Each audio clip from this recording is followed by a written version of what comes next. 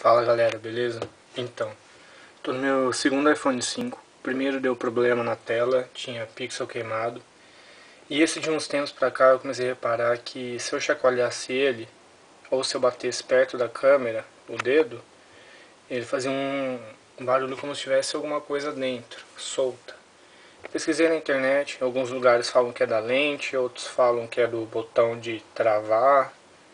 Eu não sei, porque no iPhone de um amigo meu o barulho faz, mas não nessa intensidade.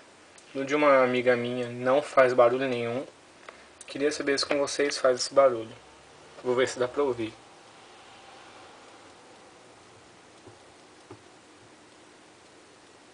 E agora batendo. Aqui embaixo não faz, ó.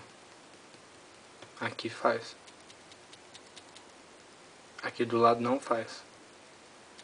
Aqui faz. Acontece isso com mais alguém?